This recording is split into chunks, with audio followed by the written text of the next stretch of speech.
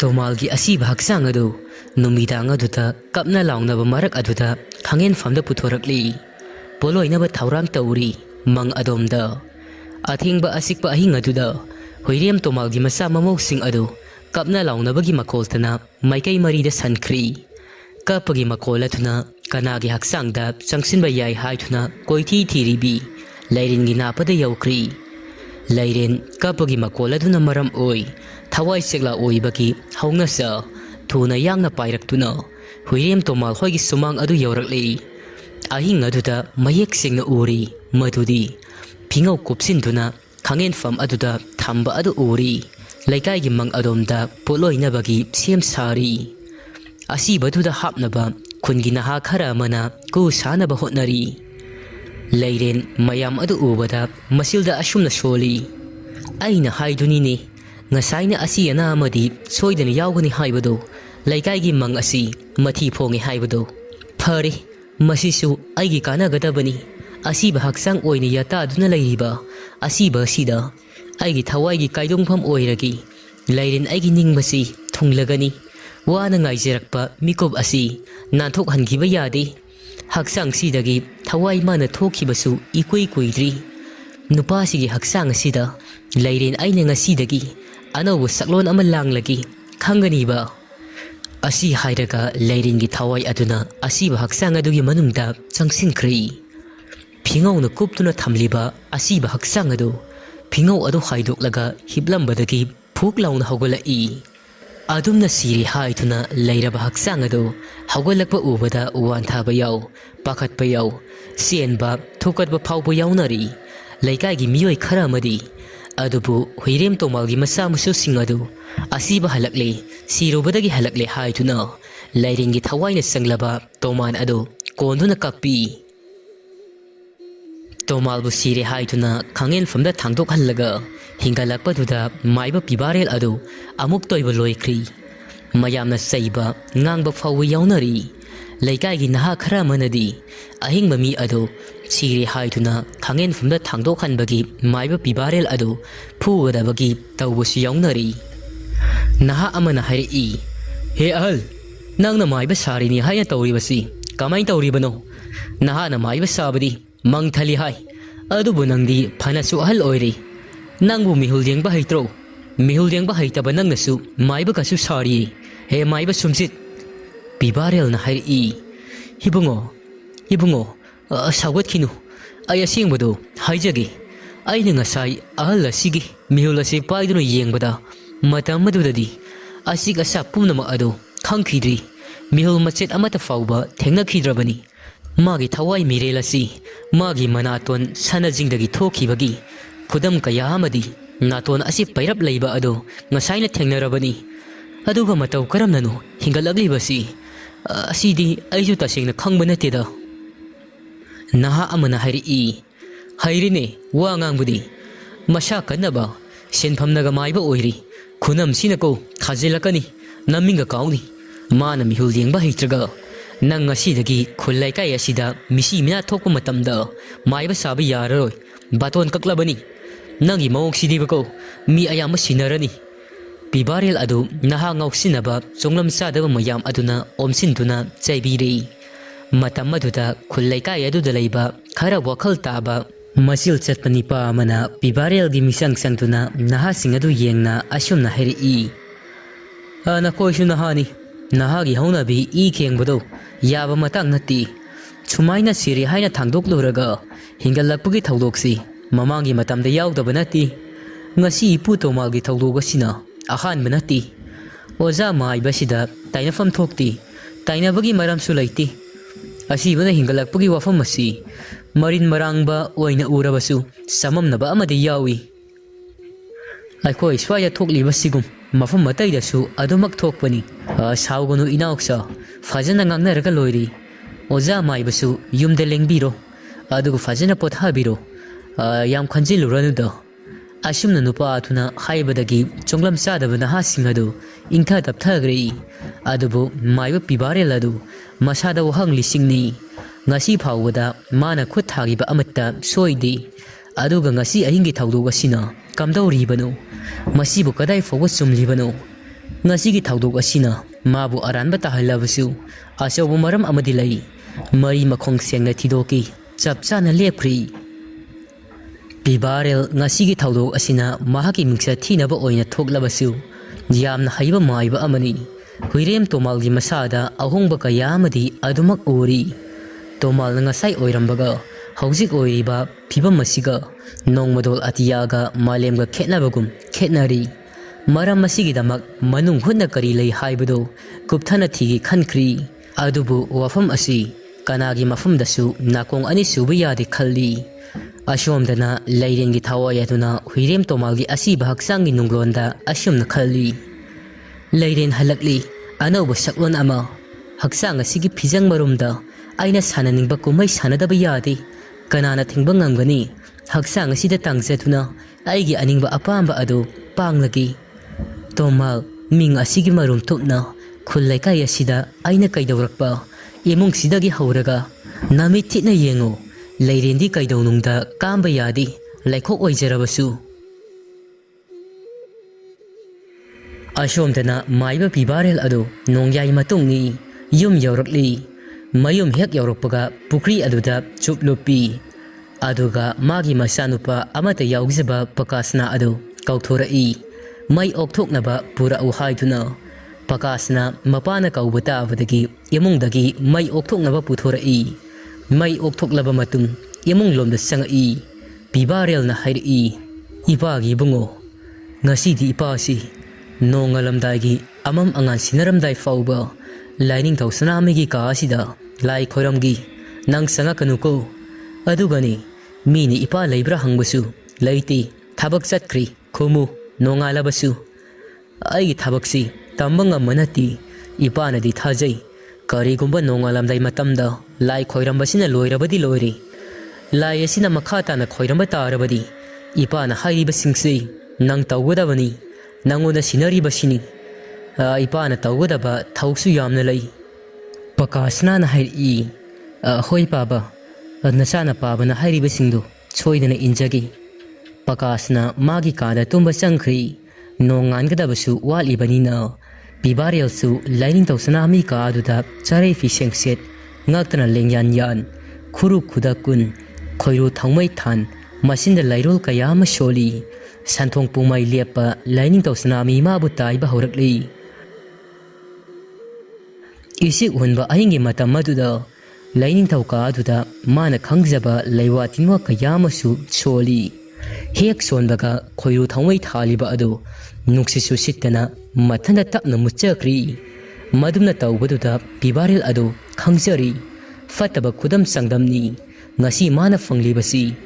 lining thawka adu thawmai aduna mutkibaduda pungmam mamkri maduba mahakti amamba aduda khoiru thawmai adu amuk hana sukhatludri madugi mohut mamit adu chejena ushanna yumlai oibagi mafamda nijarai Amambana kuyom oiba marak aduda amaiba Bibarel gi mamittadi anganbani atopa taibang pan oina urai asi lamdam thongak asi thil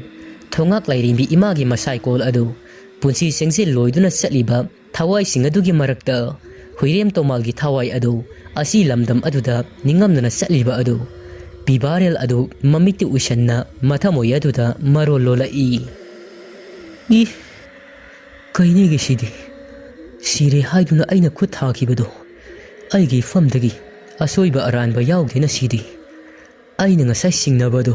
sumlidana sidi matau kramna sikraba mi amana taibang pana sida nahongna halakadabano asiba thawai asina lairam lenda leiraga hauzik huirem tomalgi asiba haksangda sangsinduna leiribasina kana mari soidana oigani masigi thabak asi matik laiba khoyum lairam lenda yauba ngamdaba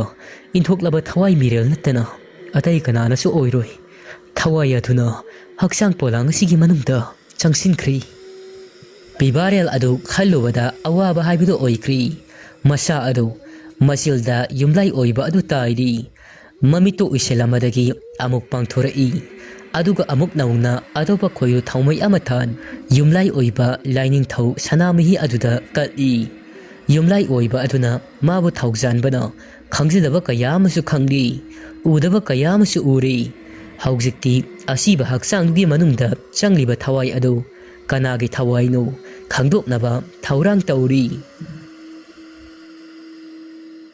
ꯎꯞꯅ ꯇꯥꯕ ꯎꯅꯥ ꯑꯃꯒ ꯂꯣꯡꯅ ꯇꯥꯕ ꯎꯅꯥ ꯑꯃꯒꯗ ꯂꯪ ꯑꯍꯤꯡꯕꯅ ꯀꯤꯔꯤ, ꯑꯗꯨꯒ ꯏꯁꯤꯡ ꯀꯣꯝꯄꯥꯛ ꯑꯃꯒꯤ ꯃꯅꯨꯡꯗ ꯇꯥꯎꯍꯜꯂꯤ꯫ ꯎꯅꯥ ꯑꯅꯤ ꯑꯗꯨ ꯋꯥꯒꯩ ꯍꯤꯒꯨꯝ ꯀꯣꯝꯄꯥꯛ ꯃꯅꯨꯡ ꯑꯗꯨꯗ ꯌꯥꯎꯔꯤꯕ ꯑꯗꯨ ꯏꯁꯤꯡ ꯑꯗꯨꯒꯤ ꯃꯊꯛꯇ ꯇꯥꯎꯗꯨꯅ ꯆꯠꯂꯤ꯫ ꯈꯥꯅ ꯆꯥꯎꯕ ꯋꯥꯡꯄꯨꯔꯦꯜ ꯃꯥꯕꯨ ꯇꯥꯏꯕ ꯍꯧꯔꯛꯏ꯫ ꯄꯤꯕꯥꯔꯦꯜꯅ ꯍꯤ ꯍꯤ ꯍꯤ ꯂꯦꯞꯄ ꯂꯩꯇꯅ ꯇꯔꯦꯠꯂꯛ ꯍꯥꯏꯔꯝꯃꯤ꯫ ꯍꯤ ꯍꯤ ꯍꯥꯏꯕ ꯑꯗꯨꯗ ꯏꯁꯤꯡ ꯑꯗꯨ ꯏꯊꯛ ꯏꯄꯣꯝ ꯍꯧꯏ꯫ ꯃꯃꯤꯠ ꯑꯅꯤ ꯑꯗꯨ ꯆꯦꯖꯦꯠꯅ ꯎꯏꯁꯤꯜꯂꯤ꯫ ꯄꯤꯕꯥꯔꯦꯜ ꯃꯃꯤꯠ ꯑꯗꯨ ꯍꯦꯛ ꯎꯏꯁꯤꯟꯕꯒ ꯀꯪꯂꯩꯄꯥꯛ ꯑꯁꯤꯗ ꯆꯦꯟꯕ ꯇꯨꯔꯦꯜ ꯇꯨ ꯈꯣꯡ ꯏꯔꯝ ꯈꯣꯡꯂꯝ ꯈꯨꯗꯤꯡ ꯑꯗꯨ ꯃꯍꯥꯛꯀꯤ ꯃꯃꯤꯠꯇ ꯆꯤꯊꯗꯅ ꯂꯣꯏꯅꯃꯛ ꯎꯔꯛꯏ꯫ ꯏꯁꯤꯡꯁꯤꯡ ꯑꯗꯨ ꯍꯧꯔꯩ ꯈꯥꯅ ꯄꯥꯡꯕ ꯃꯥꯏꯀꯩ ꯑꯗꯣꯝꯗ ꯆꯦꯜꯂꯝꯃꯤ꯫ ꯏꯔꯣꯏ ꯂꯣꯏꯕꯗ ꯊꯣꯡꯅꯥꯡ ꯃꯣꯡꯕꯤ ꯆꯤꯡꯅꯨꯡꯍꯨꯠ ꯂꯝꯂꯦꯟ ꯁꯨꯒꯨꯅꯨ ꯏꯋꯥꯏꯇ ꯇꯨꯔꯦꯜ ꯑꯆꯧꯕ ꯆꯥꯛꯄꯤ ꯀꯣꯔꯣꯡ ꯇꯨꯔꯦꯜ ꯑꯗꯨ ꯎꯔꯛꯏ꯫ ꯇꯨꯔꯦꯜ ꯑꯗꯨꯒꯤ ꯏꯄꯥꯛ ꯏꯌꯥꯏꯗ ꯀꯣꯡꯒꯣꯜꯅ ꯄ꯭ꯔꯤꯛ ꯄ꯭ꯔꯤꯛ ꯁꯧꯔꯤꯕ ꯂꯥꯏꯖꯤ ꯏꯁꯤꯡ ꯑꯗꯨꯒꯤ ꯃꯊꯛꯇ ꯅꯨꯄꯤ ꯑꯃ ꯍꯤ ꯇꯣꯡꯗꯨꯅ ꯆꯠꯂꯤꯕ ꯑꯗꯨ ꯃꯥꯒꯤ ꯃꯃꯤꯠꯇ ꯎꯔꯛꯏ꯫ ꯅꯨꯄꯤ ꯑꯗꯨꯅ ꯃꯈꯨꯠꯇ ꯅꯧ ꯑꯃ ꯄꯥꯏ꯫ ꯃꯥꯒꯤ ꯍꯤ ꯑꯗꯨ ꯃꯈꯥꯔꯣꯝꯗꯒꯤ ꯃꯃꯥꯡ ꯄꯥꯡꯅ ꯍꯣꯡꯒꯠꯅꯕ ꯍꯣꯠꯅꯖꯩ, ꯑꯗꯨꯕꯨ ꯏꯔꯩ ꯀꯟꯕ ꯇꯨꯔꯦꯜꯒꯤ ꯏꯆꯦꯜ ꯑꯗꯨꯅ ꯍꯣꯡꯒꯠꯄꯗꯤ ꯉꯝꯖꯗꯦ꯫ ꯏꯔꯩꯗꯨꯗ ꯍꯤ ꯑꯗꯨ ꯂꯥꯛꯁꯤꯟꯕꯒꯨꯝ ꯇꯧꯔꯛꯏ꯫ ꯍꯤꯗꯨꯒꯤ ꯃꯊꯛꯇ ꯇꯣꯡꯂꯤꯕꯤ ꯅꯨꯄꯤ ꯑꯗꯨꯒꯤ ꯃꯃꯤꯡ ꯂꯩꯁꯪ ꯀꯧꯏ꯫ ꯏꯁꯤꯡ ꯏꯄꯥꯛ ꯏꯌꯥꯏ ꯑꯗꯨꯗ ꯍꯤ ꯑꯗꯨ ꯍꯣꯟꯕ ꯉꯝꯗꯕꯒꯤ ꯃꯁꯥ ꯑꯗꯨ ꯑꯋꯥꯕ ꯆꯣꯛꯊꯕ ꯀꯌꯥ ꯑꯃꯁꯨ ꯐꯥꯎꯏ꯫ ꯑꯣꯛ ꯈꯣꯡꯅ ꯏꯄꯥꯛ ꯏꯌꯥꯏ ꯑꯗꯨꯗ ꯀꯞꯄꯤ, ꯄꯦꯟꯗꯕꯒꯤ, ꯅꯤꯡꯉꯝꯗꯕꯒꯤ꯫ ꯅꯨꯄꯤꯗꯨꯅ ꯍꯤꯡꯂꯤꯉꯩꯒꯤ ꯃꯇꯝꯒꯤ ꯋꯥꯔꯤ ꯑꯗꯨ ꯌꯨꯝꯂꯥꯏ ꯑꯣꯏꯕ ꯂꯥꯏꯅꯤꯡꯊꯧ ꯁꯅꯥꯃꯍꯤꯅ ꯄꯤꯕꯥꯔꯦꯜꯒꯤ ꯃꯃꯤꯠꯇ ꯎꯍꯜꯂꯛꯏ꯫ ꯃꯇꯝ ꯑꯗꯨ ꯂꯥꯏꯁꯪ ꯆꯍꯤ 70 ꯁꯨꯔꯤ꯫ ꯂꯥꯏꯁꯪ ꯅꯣꯡꯃꯒꯤ ꯅꯨꯃꯤꯠꯅꯤ꯫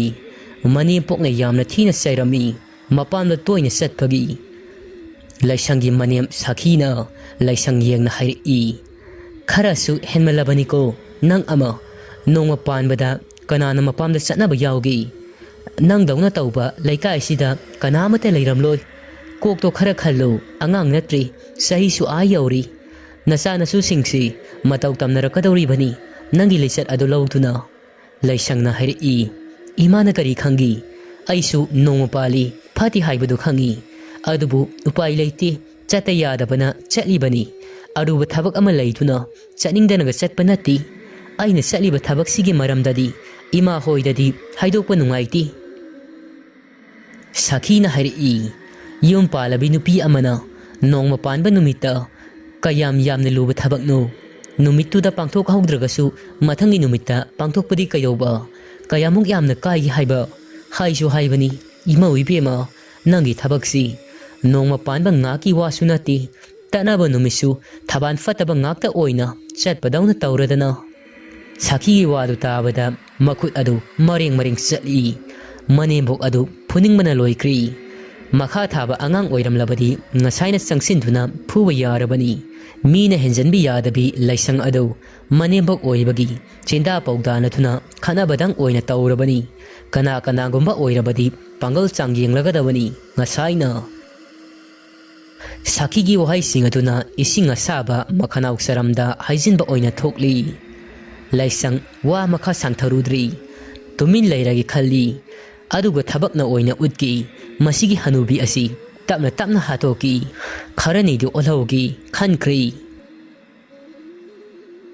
ꯅꯨꯃꯤꯠ ꯑꯁꯤꯃꯒꯤ ꯑꯍꯤꯡ ꯇꯥꯡꯂꯣꯏꯅ ꯊꯦꯡꯖꯤꯜꯂꯛꯂꯕ ꯃꯇꯝꯗꯅꯤ ꯂꯥꯏꯁꯪ ꯑꯗꯨ ꯃꯅꯦꯝꯕꯣꯛ ꯁꯥꯈꯤꯅ ꯁꯦꯠꯄ ꯏꯟꯕ ꯐꯤ ꯑꯗꯨꯒꯤ ꯐꯤꯕꯥꯟꯒꯤ ꯂꯪ ꯈꯔ ꯑꯃ ꯐꯤꯖꯤꯗꯒꯤ ꯍꯟꯗꯣꯛꯏ꯫ ꯑꯗꯨꯒ ꯐꯤ ꯑꯗꯨ ꯂꯥꯏꯙꯤꯕꯤ ꯁꯥꯕꯗ ꯍꯥꯞꯆꯤꯟꯈ꯭ꯔꯤ꯫ ꯑꯗꯨꯒ ꯌꯨꯝꯒꯤ ꯃꯅꯤꯡ ꯑꯗꯨꯗ ꯂꯥꯏꯙꯤꯕꯤ ꯑꯗꯨ ꯁꯥꯟꯅꯔꯤ꯫ ꯂꯥꯏꯙꯤꯕꯤ ꯑꯗꯨ ꯌꯦꯡꯅ ꯂꯥꯏꯁꯪꯅ ꯍꯥꯏꯔꯛꯏ, "ꯁꯥꯈꯤ, ꯅꯪꯒꯤ ꯍꯛꯆꯥꯡ ꯀꯌꯥꯠ ꯈꯨꯗꯤꯡꯗ ꯁꯥꯏ ꯇꯤꯡꯈꯪ ꯑꯁꯤꯅ ꯊꯤꯜꯂꯕꯅꯤ." ꯌꯨꯝꯒꯤ ꯋꯥ ꯍꯧꯔꯤꯕ ꯃꯅꯤꯡ ꯑꯗꯣꯝꯗ ꯑꯗꯨꯝꯅ ꯇꯧꯔꯤꯉꯩ ꯑꯍꯤꯡꯗ ꯃꯈꯣꯡ ꯍꯥꯝꯅꯤꯡꯗꯨꯅ ꯊꯣꯔꯛꯄ ꯂꯩꯔꯦꯟ ꯑꯗꯨ ꯃꯃꯤꯠꯃꯛꯅ ꯎꯔꯤ꯫ ꯋꯥꯄꯜꯗꯨꯗ ꯇꯧꯔꯤꯕ ꯑꯗꯨ ꯃꯗꯨ ꯎꯕꯗ ꯃꯍꯥꯛꯇꯤ ꯃꯈꯣꯡ ꯍꯥꯝꯅꯤꯡꯉꯝꯕꯒ ꯐꯈ꯭ꯔꯤ꯫ ꯃꯈꯨꯠꯇ ꯄꯥꯏꯔꯤꯕ ꯏꯁꯤꯡ ꯕꯥꯔꯇꯤꯜ ꯑꯗꯨ ꯂꯩꯃꯥꯏꯗ ꯊꯥꯗꯈꯤꯕ ꯈꯪꯍꯧꯗ꯭ꯔꯤ꯫ ꯋꯥꯄꯜ ꯑꯗꯨꯗ ꯂꯥꯏꯙꯤꯕꯤ ꯁꯥꯟꯅꯔꯤꯕꯤ ꯂꯥꯏꯁꯪ ꯑꯗꯨ ꯈꯪꯄ꯭ꯔꯦꯛ ꯈꯪꯏ꯫ laisang amadi leiren mau masini laisangi nupagi manau nupana lauba leireni ani ado mitka misanai leirena hairi ise nangi saiting kangatuna tawriba ado panbu pangadra haibani aidi yamna hainingi ise na tawbado yamna nungairamgadaba mali ise aibusu khara tambiyo ise na soliba leiwatinwa ado tabadi yamna nungai aisu ise dauna haiba pami laisangna tapna hairi hai angaubi numidang athingbasida tapna ngangu minaga takhraga soiduna khangna khiba tari masidi lona thumna tawgadaba thabakni phongba yaba nati mana manilga na henba yadi leirena ise aidi na han makai khangdi asigumba hairamni haibadi aina sen mayam ama tingna mingona tanaba satlibasi leiwatinwa thiba hikap likap tawbagi maramda koisa satlibasi asatlamdrabsu yabani sensu tinglam loy ise na hai khanglam labadi ise ga loina mak tathok tasin tawba yaba satni ise nangsu nabuk phatmandi nanaw aingon dasu haiba yabani laisang na hairi inaw tumina ngango nangi khonse lasinako numidang sida bengol down hawi nangnabu tamning labadi isina tambigani do ihan hanbada aikhoida khurok thangliba hanubisi asi hana amuktang hatokisi adugani isena mahak leitrakanda tambiragi isena khangba mayamdo leirena hairi isi haigumdana inempok ahaibi asingbi yumbalon khangbi thaksi kasida nainaduna leibi saki haibisi amukta hana loisin kisi aisu hainadabada loirabani masaksi ubada tindi hawi nonga lakpaga fana fahaninglabasu mana samdok ninglabasu mana handak mapu asimagi phau hairabasu yaroidabasida aingonda bu khaine napamda tawhudo mafam sidadi yaroi lairak ama saisak ama gaina as aikhoi agi lairakta sakpa isaido aikhoi mafam masida laklabasu adumak liepai leitana sakhini mapa kanana modoloi sinduino yum panba haibasi nupabu khudombida thammaga ungi haiduna laklibani laisangna hairi inaun haibasumi aigi inauni haibada matik yam chai isina pamba haibado thoi mau oigi lakpani yumsigi makhada minai oigi haiduna lakpanati nupa haibasidi khudombida thammaga ungbada nati khunawi matola sida thammaga ni aidi ungni haisini lairena hairi isigi wata sidiko haigumdana khunawi thammaga amuktang noina nawpasi ungthatke laisang leiringi wadu tabada noi kana noktharoga wakhal tarakpada mina taram ladra haithuna amuksu pakatli laisangna hairi atai lairi aina tawgadaba thabaksi amukta hana loisinaba hotnagi nongan khibana hanba tari ngasi tanaba numisida tahaudrabadi yararoi atawdui thabaksi amhai yalaroi masigi hanubi sinpheng phabisi tapna mathwai mamisi kaukthokthuna chanagadabani tha makhai ama mangairi mana hingi hinglabada laisangi wadu tabada angakpa ama oikri lairen adu tomina masi amada tasinduna laisangna tawriba loliba lairol sing adu yengi muna tasili ahing aduda laidibi aduda lai khoirami ahing adu asumna haukri mathangi numiti ayuki sak saba toknaba matamni manem ibema chaki adu sak saba loirethuna makut hamba thokri makut hamba loirethuna ahal oisilakpagi haunabi mahaki kada pothaba sangkri imung aduda leiba mi ayamba chaba thakpa loinakri sakhumduda yungi mau ani khakta ngai hawi laisang amadi leiren adu laisang na hairi inaw hanubina sabada laimaida tahauba chagumsing asi khunjillu tuminna tekot amada hapsillo mi udringaida hore lai khoirambada changani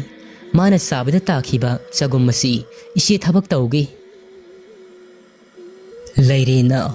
hoi isi thabak mai pak taba yadabani fajana tausi ko isi tauni taurabadi anirak suna thanadanaba lairen manebok sakina saramba lukhak sagumsing adu fajana khumjilaga thamkhri Numit adusu adumak tapna tapna hawkhibana numidangi matam amu oirakpana numidangi sak sana thuna ingthamta changlakpagi nganta na yumda leiba mising adu loinamak tumnakhri isik hunba ahingi matamduda makhoi ani khaktani laisang amadi leiren adu yumdugi makharom thangbada cheliba khonglam adu tana lai sambal saya marak aduda littuna makhoi anina lakpana laton ama lang ahingba yerum ngasagi maning bisabada tahauba lukhak sagum sing adu loinara i leire na hairi isi aikoi ani ahing asida khonglam sida la ibasi as puka kangkhatlaga sibado aidi ngamkhiroi ko laisang na hairi hai tumina layo nangi khonjel si onthok na so haukreda isi leiri ngai lai ko ongna roi isi nani fanaba loina tawgadoini letanado khara leithau yamna ngalhanganu thabaksi ngalhanbaga yabanati nangani tumina famaga hore langa kanuko leire na hairi hoi si asi hairaga letan adu leithai leiren tumina khonglam adugi mapalda tasinduna fami masu hayawnaba tumina yengi laisang laton thak aduda chagumduna chadum masa mari semkri sadum ahumaduna latona thenduna thami chak sadum ahumaduda lang ahingba matat ahumsu thami yeromamasu latonduda khoiru thaumai amasu thali atopa sadum ama aduna khonglam aduda thadakhri koktasu koksek ama yetli fidol chingkhatuna makutta thangol ama pai lai khoiramba hawri laisang adu lang nangna thawai mi mabu singtuna mafum asita na purau thawai mi madi taibang haksang nungatuda ngasidagi leiba yararoi mapalangda thoraktaba yadi thorau ashumna sonbaga khonglamdugi mapalda hauba tera panthi masadu mathak aduda thawai lakpi kauba sekla adu tonglari aduga usek aduna laktana khongi adumna leiwadu solabada sakigi masada yauriba thawai mirel ahum amadi leiba yadratuna mapalda thorai thawai mi ahum adu taibang haksang adudagi thoraktuna khongla mapal adu tamna lai thawai mi adu iseldugi mapal thuda tominna nungsuk nungsana tuna latona tuda onsinduna yengi sikla aduna amuktang haungna khonglamlaga saki hoigi sumang amadi yumla tuna makharom onduna paikri laisangna lalatonda hapa chak sadum ahumadu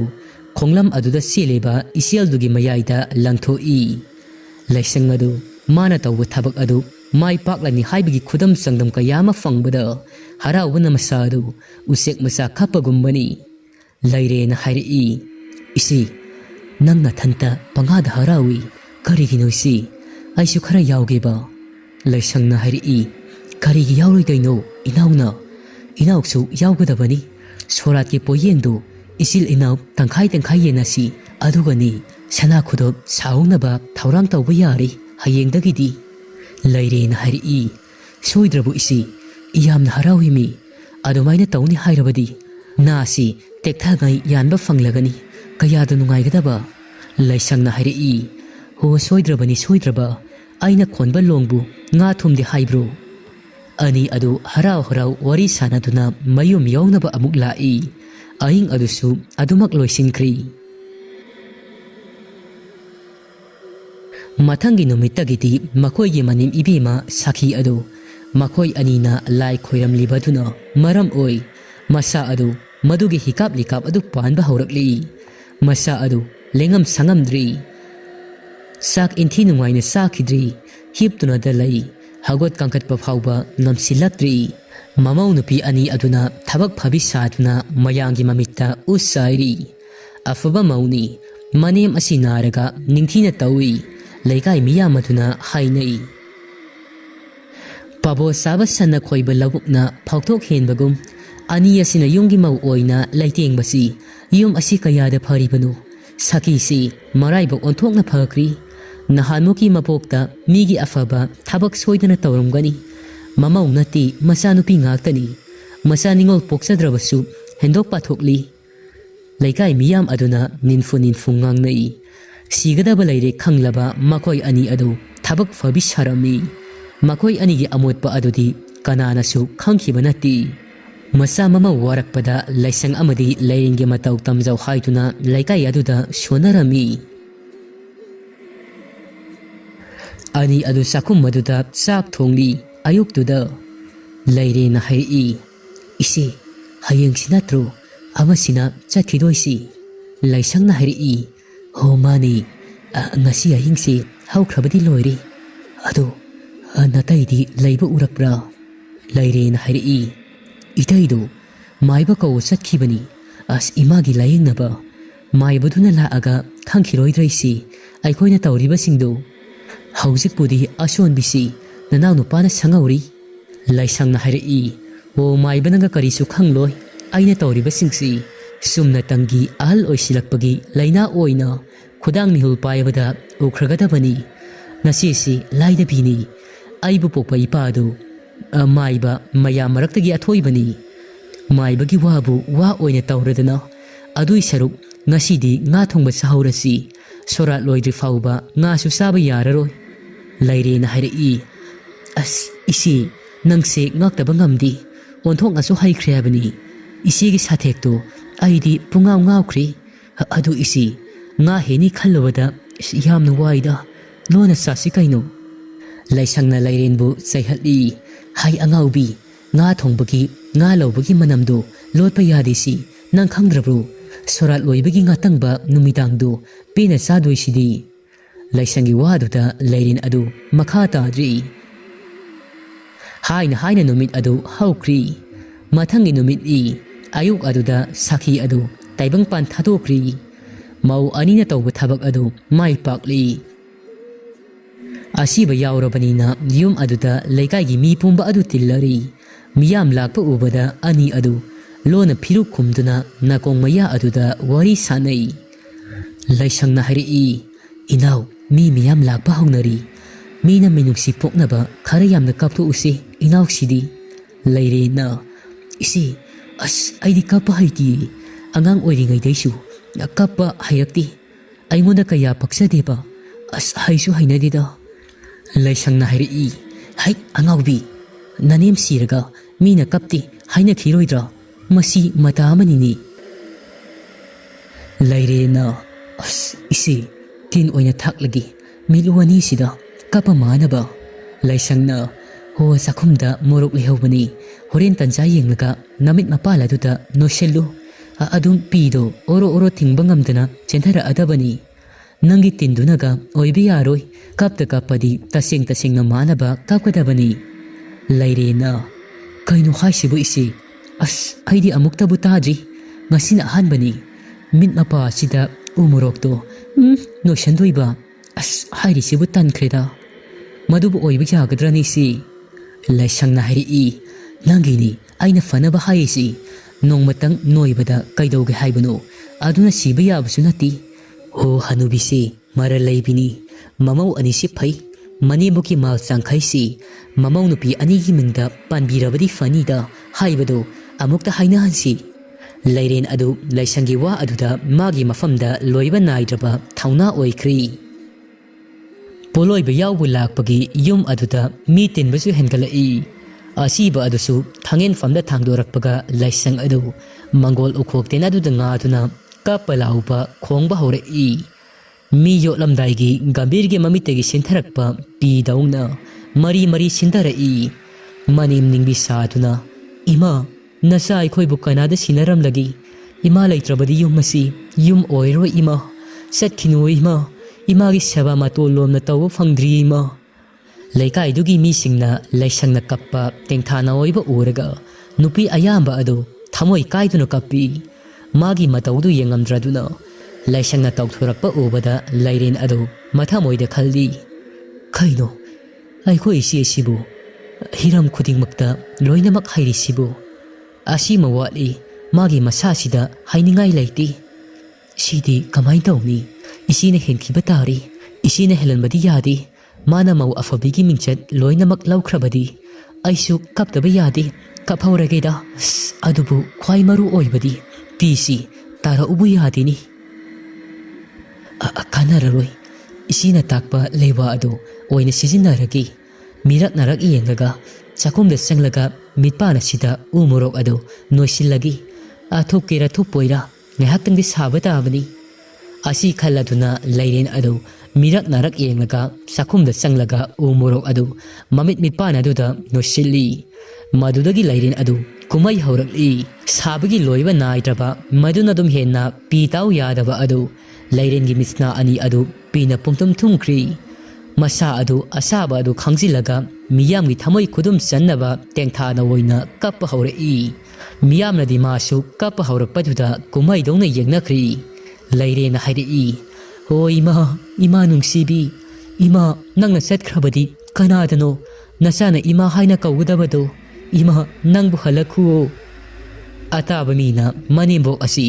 apokwa mama dongna khalli miyam na ngangnakri laisang leirena kapadu ubada ngakman khituna maya karaga yengi laisang leirena kapadu ubada thawai wari mana henkhiba tari masu leijabi thaduna kapi mamau nupi ani adugi mataudu ubada lakliba miyam adu kaptaba yaunadri amana hendi amana tadi leijabi thaduna kappada adubu leiren adudi mana kapliba adu umurok adu noisilobana hena sagalai kap khai kaplaga leiren adu umurok tugi asabaduna wakhal tatna leimaida haithakri adumna mahakti laknari ngaida manemgi mai koiba adu yahodri laisang khaktani yauriba adu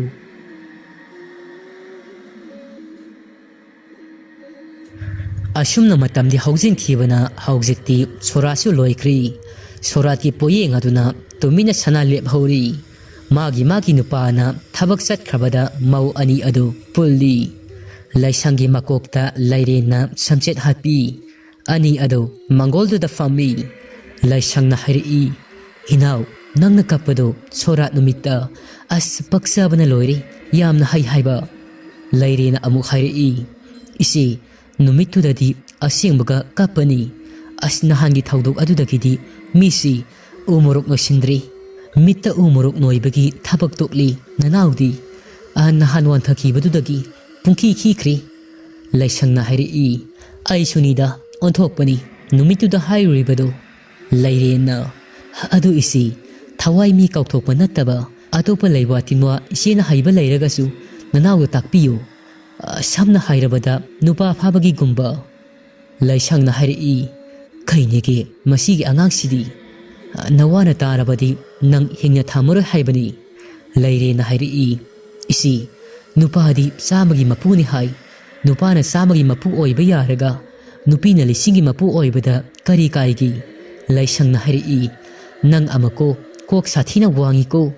anangi kok wangbadu aihoi swaidadi chanaba yararoi nupa amadagi henba yadi haibani leirena hairi isi nupaduda leigi haibanati koibadi yaidina laisangna hairi